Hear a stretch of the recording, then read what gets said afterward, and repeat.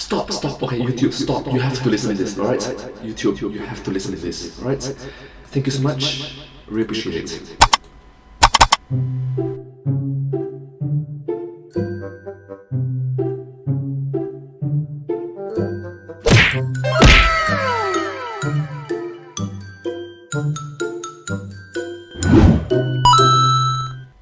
Hi everyone, let's start! Yeah! Let's watch this together, right? This is very important. Please welcome Keanu Reeves. You know that it's important when the starting is Keanu Reeves. I gotta talk to you about something. Yeah. Cyberpunk 2077. Oh, that did not age well. Ugh. Ouch. I mean, it came out, the game came out. Initial review was not bad, but glitches here and there. More glitches.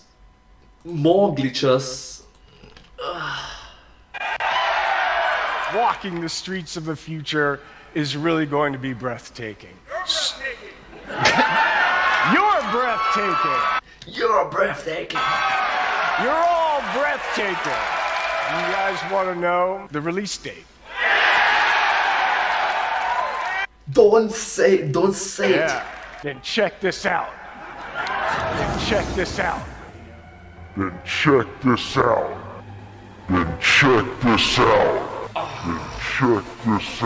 Inception.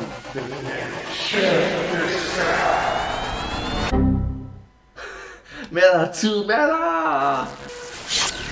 Then check this out. Ooh.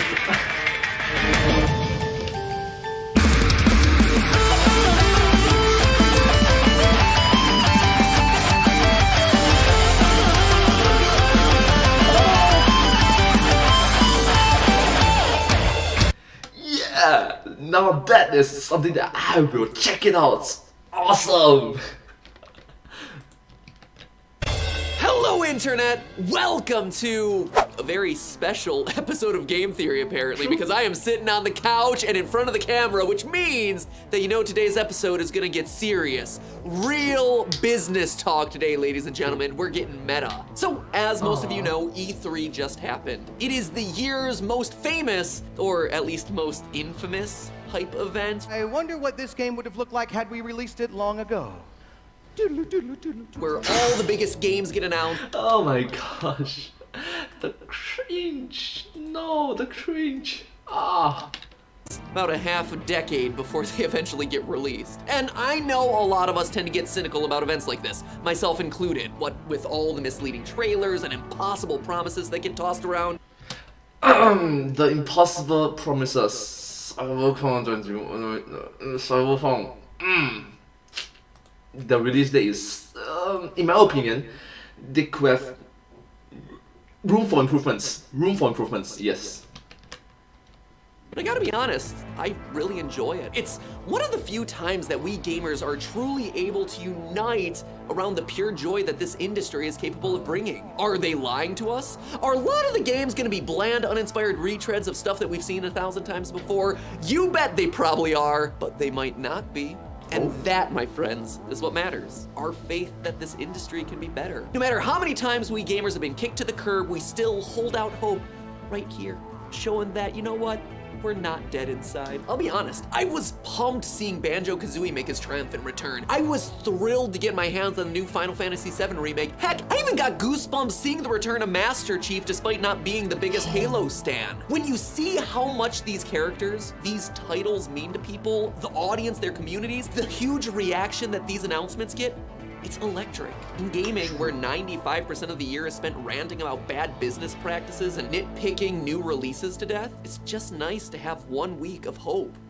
1 week of hope back in 2019. So, E3 2019, 2020 is not gonna happen. 2021, yeah. and sarcastic retweets, but, you know, mostly hope. But you know what? As I wandered around the show, blissfully ignorant of the growing conference stank that was building in the hallways, something did leave me a little bit worried. It actually happened while I was watching the Bethesda conference. Bethesda, where they did a solid job of recreating that apology scene from South Park. Hello, I'm Todd Howard, President and CEO of Bethesda, Fallout 76. is a tragedy that should have never happened. We're sorry. We're sorry. We're sorry. We're sorry. For the first time, something occurred to me that I don't think a lot of people are considering. Something that legitimately threatens the games that we all know and love. I don't understand what is it about. And that threat is right here. Not this couch. YouTube. I guess it's outside the bounds of this video. YouTube, without real... I'm sorry, what did you say? What did you say? What did you say? threatens the games that we all know and love. And that threat is right here. You're right here, not the couch. Not this couch. Not the couch. YouTube. I guess it's outside the YouTube, a game theory. YouTube fell down and can't get up. bounds. Wait, top 100 Fortnite funniest and epic moments. Removing every key blind and winning. Unlucky and lucky. Unlucky versus lucky. Unlucky versus funny versus lucky in Fortnite Battle Royale. New prop hunt game modes in Fortnite official. Sweaty. I'm sorry, what? Okay. Of this video. YouTube, without realizing it, is killing games. It's the reason that I think a lot of this year's biggest titles, like Doom Eternal, are ultimately doomed to underperform. And why literally no one is currently able to compete with Fortnite. And unless the industry makes massive changes right now, and I do mean right now, because it takes a long time to make a video game, Fortnite is gonna remain untouchable for the foreseeable future. And none of us want that. I don't even care if you like Fortnite. It's just nice to have new games to look at.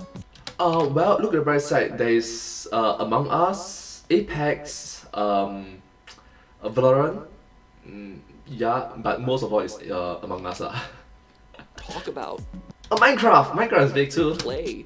But here's the other thing. In the most ironic twist of them all, Google is actually screwing themselves over in this whole process. So pay attention, games industry, new video game developers, Google themselves, literally anyone who has a favorite franchise that you want to see thrive and succeed, this episode is for you. This episode is for you. And it's important. So first, here, I'm just gonna go over the top. First, we need to establish one thing as fact. YouTube is the internet's primary source for gaming content. Now, I know what you're gonna say to me. Now, Matpat, I hear you saying in that sweet, thoughtful, polite way that you always comment, you're just saying this because you're a YouTuber. And, well, yes, I admit I am a YouTuber and I have that bias. The numbers don't have that bias. Green screen, activate. The numbers and the statistics with a graph. Wait, why am I suddenly wearing a crown? Oh god, no, we're not in a Raid Shadow Legends sponsor deal. We're like the only person who said no to that thing. No, JonTron, you stay back. If I'm gonna earn that 50,000 silver, I'm gonna grind for it the way that mobile games intended me to. Let's try this again, shall we? There we go. Infographic land where I'm most comfortable. Now, Yeah, infographic land.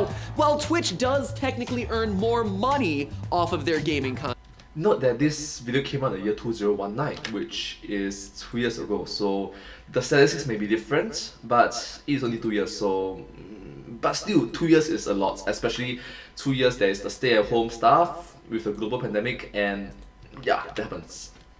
than YouTube does. YouTube actually has a lot more viewers of that content. A lot more viewers. According to SuperData research, 44% of people who are looking for online gaming content are looking for it on YouTube. Twitch is only about a third of that at 16%. The other 40%, meanwhile, are aggregated to basically everywhere else, mostly websites like IGN and Kotaku. And honestly, this shouldn't come as that much of a surprise. Gaming-centric websites have taken a massive hit since the surge of YouTube over a decade ago. You can tell based on this Google Trends data.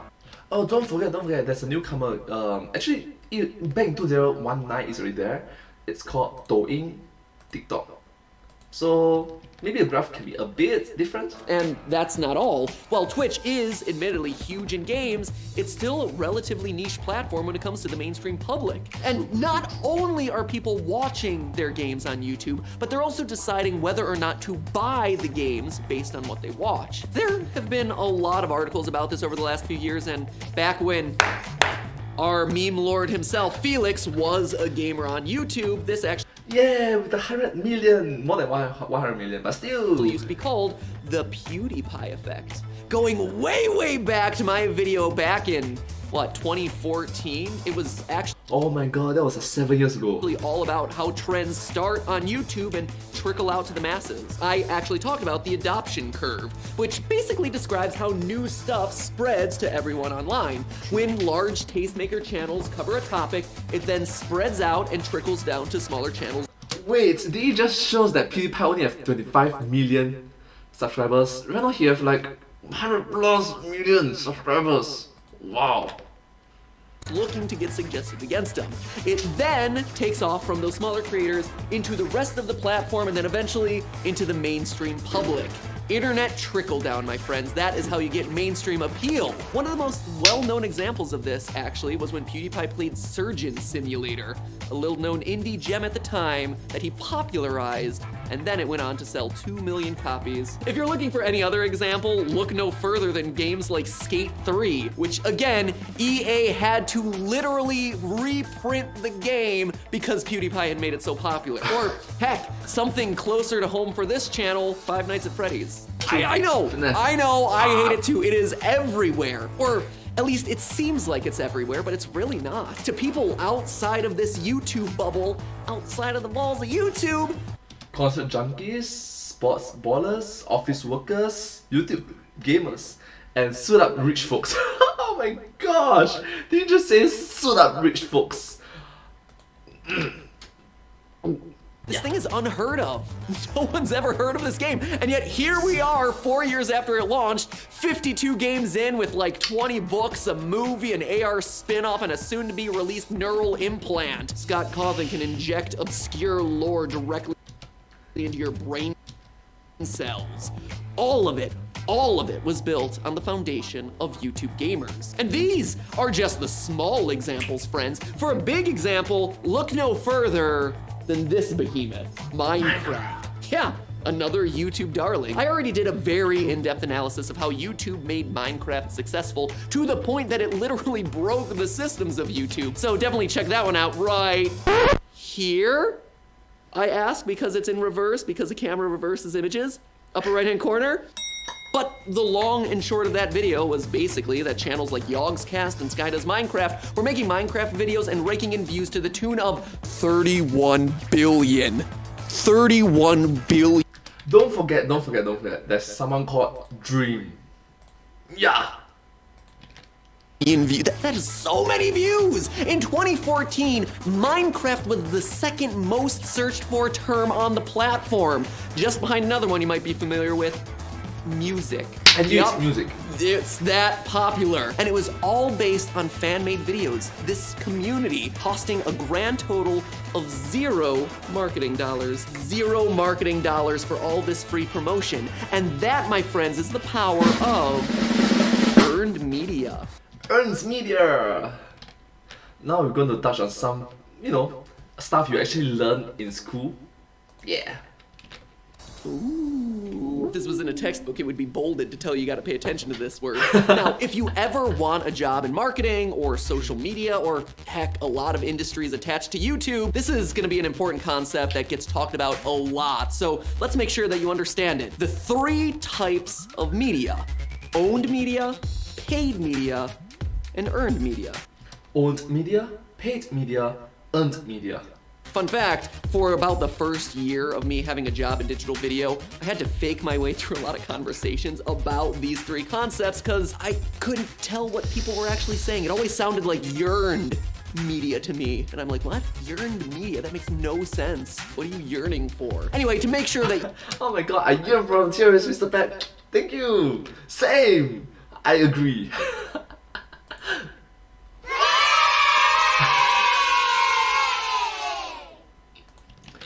Anyways. You don't have to fake it the way I did. Let's take you through it. It's actually really simple. Owned media is the promotion that you get off of your owned channels, the things that you yourself possess. Your Facebook page, your YouTube channel, your website, whatever it is. Paid media, meanwhile, is the extra promotion that you get when you pay for it, when you pay people. That's everything from commercials on TV to billboards along the street to ads on websites, or heck, paying celebrities or influencers to promote your product. Easy. Owned, paid, and then finally you have earned. Earned media is the holy grail here. It's, Oh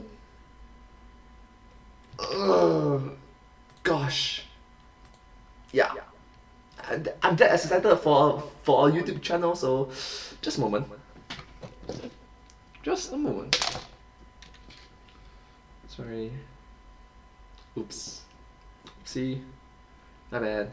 Like I earned it, so I actually earned. Oh wait, do I earn it? I actually damage it. Ta-da! Is it too good? Yeah. Anyways, let's continue. what you get for free when people just feel inspired to talk about and share what you've done. Websites and videos pitching theories about who dies in an upcoming Marvel movie? Gee, that doesn't relate to me at all, but that is... Ooh, he got it correct, by the way. Yeah. I am inevitable, and I am is earned media. YouTubers playing your game online because they like it. Earned media. Memes, cosplay, remixes, all earned media. It is free, it is voluntary, and it is authentic. And it's the reason that Minecraft went on to sell to Microsoft for $2.5 billion for one video game. It's insane. I mean, it's so much more than a video game, but still, that's crazy to think about. Earned media has been so important to Minecraft's success that at Minecon, they actually teach players how to make YouTube channels and then provide resources for managing them, because they understand that the popularity of the game is built on a foundation of YouTube. And now it's happening once again with another game you might be familiar with, Fortnite. Well, yes, I think Twitch does get a lot of credit for the growth and expansion of Fortnite, and it should. A lot more views are coming from people who are watching Fortnite on YouTube. 183 million people on Twitch versus 594 million views on YouTube. Wow, that's like 5 times the number, which means that YouTube is still making serious contributions to Fortnite's bottom line through billions of watch minutes of earned media. See, this is why this concept's important. And that is what's made gaming on YouTube work. It's the power of promotion. It's the power of this earned media. A new game comes out and everyone rushes to play it so they can get a lot of views. It drives billions of views as audiences circulate between all these different channels. As a result, it drives millions of purchases of the game in question and thousands of dollars to those creators for promoting the game. It's a system where everyone wins. YouTube makes a lot of money off of those views, creators make a lot of money off of their videos, and game publishers make a lot of money off of the sales of their game. Or at least that's how it used to work. In the last year, the game has changed. Pun definitely intended. And now devs are facing their greatest challenge yet. It's not frame rates, it's not DLC, it's not microtransaction regulation, it's brand safety. It's like a cursed word around here. Gotta watch out when you say it. So it's brand safety. Wow. As we all know, the brand safety standards on YouTube have changed a lot over the last 2 years. Even in 2021, it was still changed. And one of the categories that advertisers have particularly distrusted is us, gaming content. Even as recent as this year, where companies like AT&T are still talking openly about how they are avoiding gaming content because it is too fringe. I mean, gaming is the most popular entertainment medium in the world, so if this is fringe, I guess we're all living in it. But I get it. It's difficult to understand, and it does have a history of potentially being edgy or risque. Again, kind of hilarious considering that 20 years ago it was just a bunch of people arguing over who was better, a red plumber or a blue hedgehog. So edgy, guys. Oh, a plumber versus a hedgehog. So edgy. Ooh, brand unsafe. But concerns like this got YouTube to respond, which you can't really blame them for. Honestly, they're a company, they want to stay profitable, they pay out millions of people around the world, they have to make their clients happy. And we pretty much all know what came out of that one though. Demonetization, my friends. YouTube's AI system scans thumbnails, it reads text, it analyzes images, and ultimately demonetizes games that are considered violent, including anything that involves visible blood or gore, anything that involves fire and explosives and thumbnails, and anything that be considered racy or suggestive, including Luigi holding an eggplant, which you'll notice has had to have been removed strategically from one of our previous videos. Oh. So that happened. Yep. Brand safety. Brand unsafe. It also flags videos for profanity, including profanity that's beeped out since it can now detect those sensor beeps. If you hop into Google Ads, where all the advertisers are spending their money, you'll actually see that they've created content categories that outline all this, with focus on blood and gore in video games being available to only the broadest types of ads. Profanity at the beginning of the video, same thing. Only that first caliber, which is basically anything goes. And just to round out the offering, gaming is the only content category that has a separate opt-out checkbox. There it is, ladies and gentlemen. That is why gaming is so hard to monetize on YouTube. So, why do I bring all of this stuff up? Well, if you look across E3's lineup, almost every single title, except for some of the Nintendo titles, violate these brand safety guidelines. Doom Eternal, big old check mark there. Call of Duty, yeah, people are getting shot and bloody there. The Division, Ghost Recon, Watch Dogs, check, check, and check. Cyberpunk 2077, like the most popular game at E3 this year, they couldn't even show it on the E3 YouTube live stream without censoring it. Just watch it. But all the good that we're gonna have. They're censoring like every third word, and this is brought to you by YouTube. So what happens when you, YouTube gamer XX Sephiroth Lover XX, decide to stream the latest new release from your favorite AAA developer? First, you're likely getting yourself demonetized from the outset because your game contains graphic violence or suggestive activity, or heck, just simply bad language. So that's already a non-starter. But if you somehow manage to thread that needle and make it all the way past the advertiser filters and stay greenlit long enough to set your video live on the platform, now you're just contending with the less talked about YouTube content ratings system. Oh yeah. That's a real thing. Other channels have talked about this, so we're not breaking any new territory here, but YouTube has a separate content rating system like you do with movies. It groups your content into specific maturity levels based on the same kinds of things that we talked about on the advertiser side. Violence, language, etc. And it will actively limit the viewership of your video to only the audiences where it's appropriate. Makes sense, but again, if you're covering mature stuff, fewer and fewer people are gonna watch what you're doing. So, well, yeah, the algorithm stuff. Think about what this has to do with all of these games that you love. Sure, Doom was a huge success in 2016, but times have changed. So Doom Eternal launches later this year. It is one of the biggest games of 2019, right? But it's a game that glorifies violence, meaning that it's gonna hit all of these flags. If YouTubers get demonetized, well, they're gonna be much less likely to cover that game. And that's on top of the already limited visibility that those videos are gonna get just by the nature of them covering mature content. Gotta make sure that little Timmy isn't exposed to gamers ripping the heads off of heck demons. It's the brand-friendly term for the enemies in Doom. All of this throws off this adoption curve that we covered at the top of the episode. Innovators, early adopters, early majorities, late majorities, laggers. Right? The game might not even be able to get enough momentum to crest that first hill because there's just not enough people watching, consuming, and making more videos about the game in the first place. All that earned media,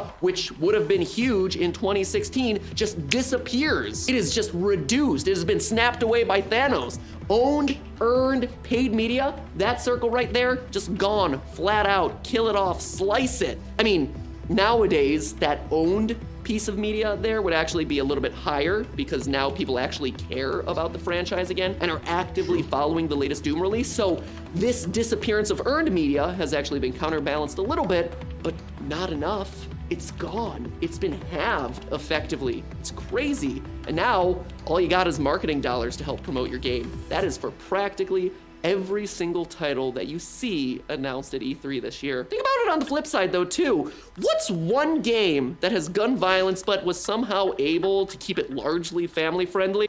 Fortnite.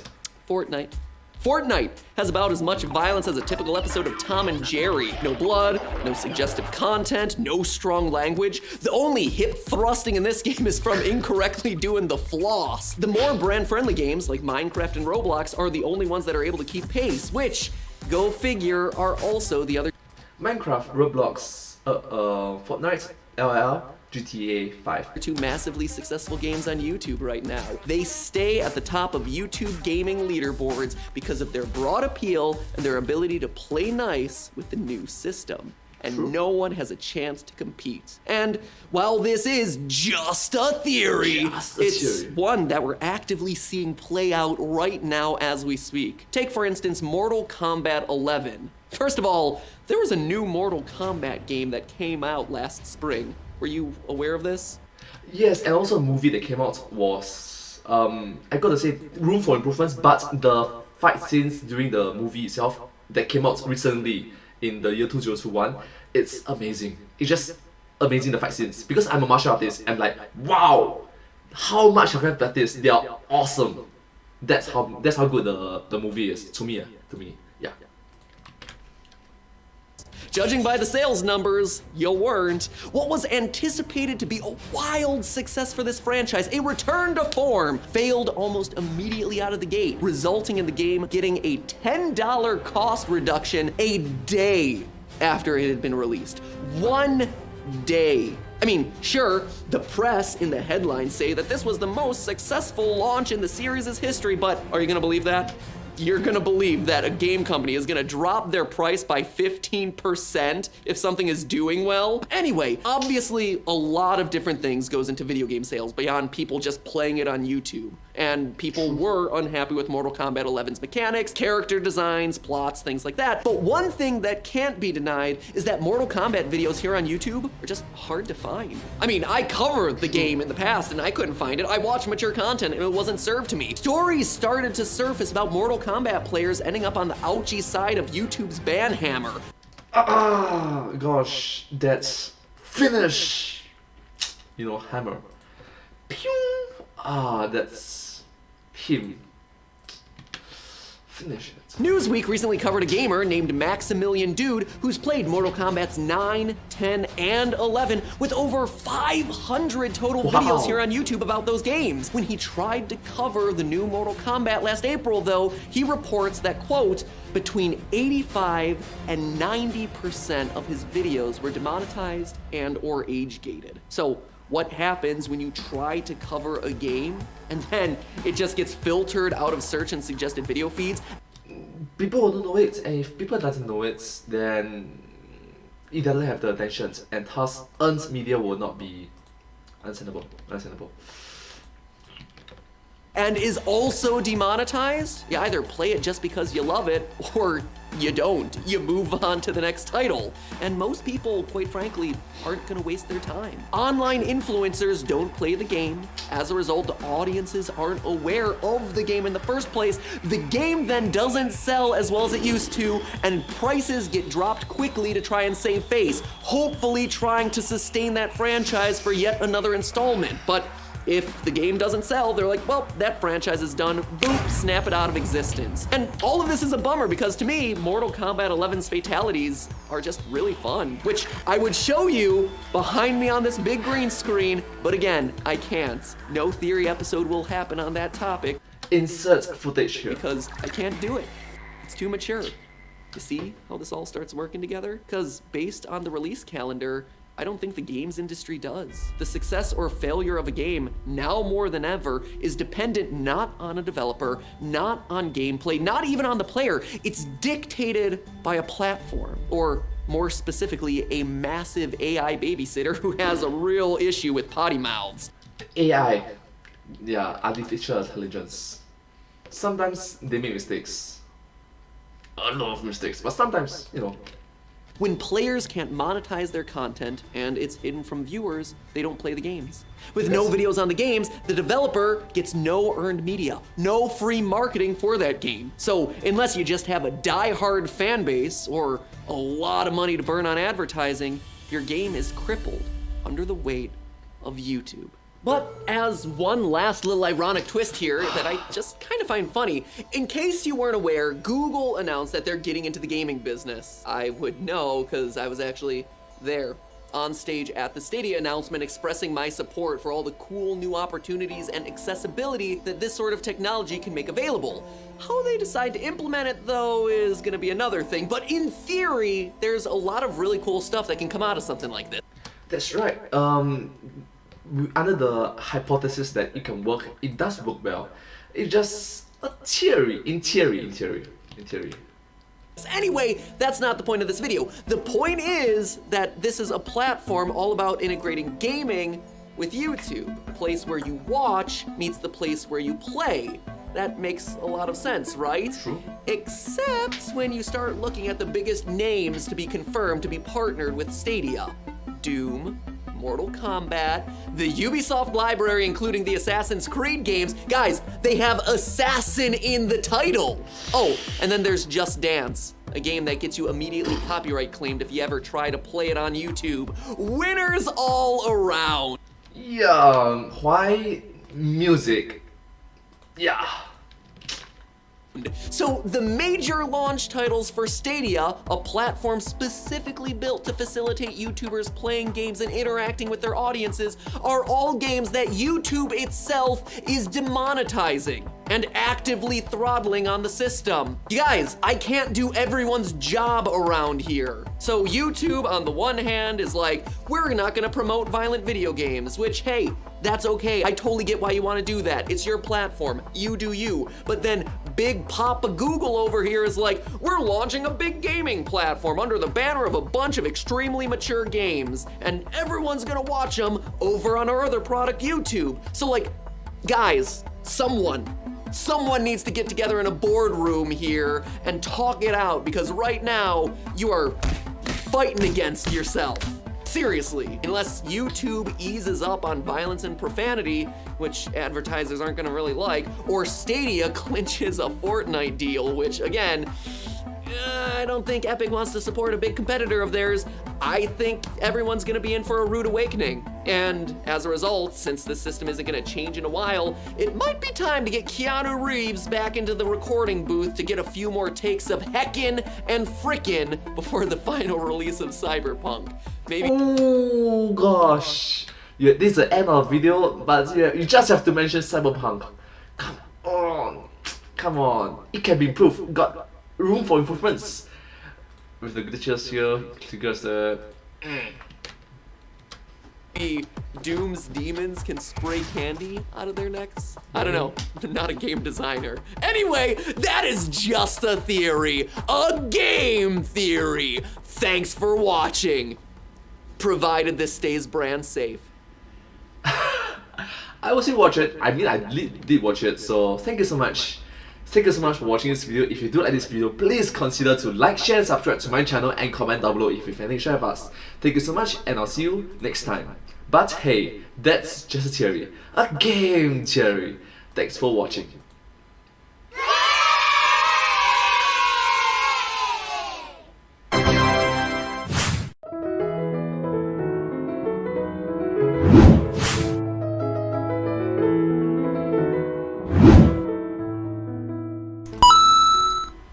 Thank you so much for watching this video. This video came out from the YouTube channel, the Game Theorists. This video came out 2 years ago at around 2019. So it's around 2 years ago around there. And yeah, I'm a huge fan of their work, and I hope that you will watch more of their videos. Thank you so much. And do remember to like, share, subscribe, comment, follow. Thank you so much. Sincerely appreciate it. Thank you.